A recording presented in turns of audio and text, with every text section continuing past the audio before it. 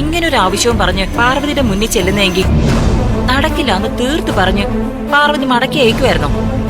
ഇല്ല എന്ന് എനിക്ക് നന്നായിട്ട് അറിയാം. മടക്കി അയക്കില്ലെന്ന് മാത്രമല്ല, ഗൗതമിന് എന്തെങ്കിലും ഒരു ആവശ്യം ഉണ്ടെങ്കിൽ അത് ചോദിക്കാതെ തന്നെ സാധിച്ചു കൊടുക്കാനും പാർവതി ആന്റിക്ക് അറിയാം. വല്ലത്തെ വേർതിരിവാണ് ആന്റിയെ വീട്ടില്. പാവം പ്രണവിന് ആ വീട്ടിൽ ആരെങ്കിലും എന്തെങ്കിലും ഒരു വില കൽപ്പിക്കുന്നുണ്ടോ?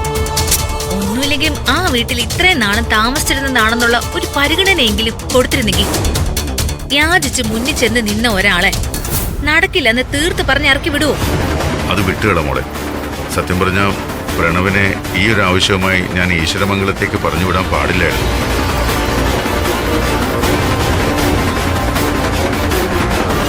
ഞാൻ കാരണം അവനല്ലേ നാണം കെട്ടത്, മനസ്സ് വിഷമിച്ചത്.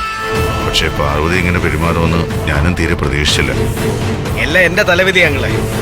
അമ്മയുടെ മുന്നിൽ ചെന്ന് നിന്ന് ഞാൻ ഇത്രയും കെഞ്ചിയിട്ടും അമ്മയ്ക്ക് യാതൊരു മനസ്സിലും തോന്നിയിട്ടില്ലെങ്കിൽ അതിന്റെ പിന്നില് ഗൗതമിന്റെ നിധിയുടെ സ്ക്രൂ ഉണ്ടെന്നുള്ളത് ഉറപ്പാ.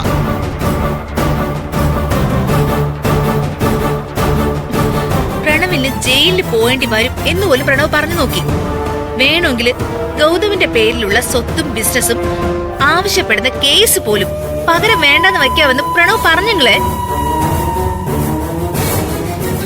എവിടെ അതൊന്നും കേട്ടിട്ടും പ്രണവിന്റെ അമ്മയുടെ മനസ്സലിഞ്ഞില്ല. ഒരു കുലുക്കില്ലാതെ നിന്ന് കളഞ്ഞു ആ സ്ത്രീ. എന്റെ അമ്മ ഇങ്ങനൊന്നും ആയിരുന്നില്ല. ഞാനെന്ന് പറഞ്ഞ ഭയങ്കര ജീവനായിരുന്നു. പക്ഷെ മാറിപ്പോയി. ഒരുപാട് മാറ്റിയെടുത്ത് കളഞ്ഞ എന്റെ അമ്മ. ഗൗതമിന് നിധിക്കും ഒറ്റ ലക്ഷ്യമേ ഉള്ളൂ, സ്വത്തും ബിസിനസ്സും. അതൊരിക്കലും പ്രണവിന് കിട്ടരുത്. അതുകൊണ്ട് പ്രണവിനെ അവരെന്തും ചെയ്യും. വേണ്ടി വന്ന പ്രണവിന് സഹായമായി കൂടെ ഉള്ളവരെയും അവർ ഉപദ്രവിക്കും.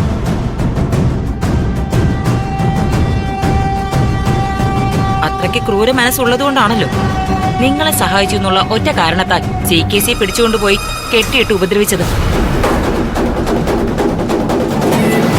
ഇതിനിടയിൽ അങ്ങനെ ഒരു സംഭവം ഉണ്ടായോ?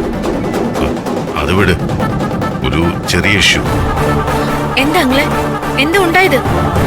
ഗൗതം അങ്ങളുടെ ഉപദ്രവിച്ചോ? എന്നും പറയാം, ചെറുതായിട്ട് അവനൊന്ന് കൈവച്ചു. പിന്നെ ചെറുതായിട്ടൊന്നുമല്ല, നല്ല കാര്യമായിട്ട് തന്നെ പെരുമാറിയത്. പ്രണവിനെ സഹായിച്ചോ എന്ന് ചോദിച്ചുകൊണ്ടായിരുന്നു ഉപദ്രവം മുഴുവൻ. അതല്ലല്ലോ ഇപ്പോഴത്തെ വിഷയം. അവര് കേസുമായി മുന്നോട്ട് പോവുകയാണെങ്കിൽ അത് നമുക്കൊരു തട്ടുകേട് തന്നെയാണ്. ഇനി എന്തായാലും ഞാൻ ആരെ കാലൊന്നും പിടിക്കാൻ പോകുന്നില്ല. അറസ്റ്റ് ചെയ്യുന്ന അറസ്റ്റ് കൊണ്ട് പോട്ട്, ഞാൻ ജയിലിൽ പോയി കിടന്നോളാന്ന്. നിന്നെ വന്ന് അറസ്റ്റ് ചെയ്ത് കൊണ്ടുപോകുമ്പോ ഞാനത് കൈയും കെട്ടി നോക്കി നിൽക്കുന്നതാണോ നീ കരുതിയിരിക്കുന്നത്? അങ്ങനെ അവർക്ക് നിന്നെ കൊണ്ടുപോകണമെങ്കിൽ ഈ CKCയെ കൊല്ലേണ്ടി വരും. അല്ലെങ്കിൽ ഞാൻ ഒരു സംശയം ചോദിച്ചോട്ടെ?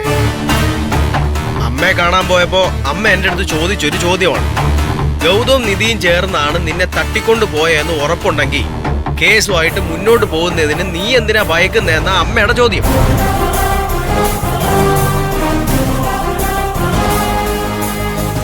ഒന്ന് ആലോചിച്ച അമ്മ ചോദിച്ച ചോദ്യത്തിലും കഴമ്പുണ്ട്.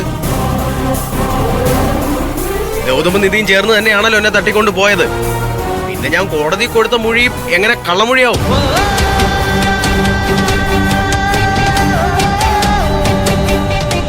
അവര് കേസുമായിട്ട് മുന്നോട്ട് പോയാലും നമുക്കെതിരെ ഒന്നും ചെയ്യാൻ പറ്റത്തില്ലെന്നുള്ളതാണ് എന്റെ ഒരു ഊഹം.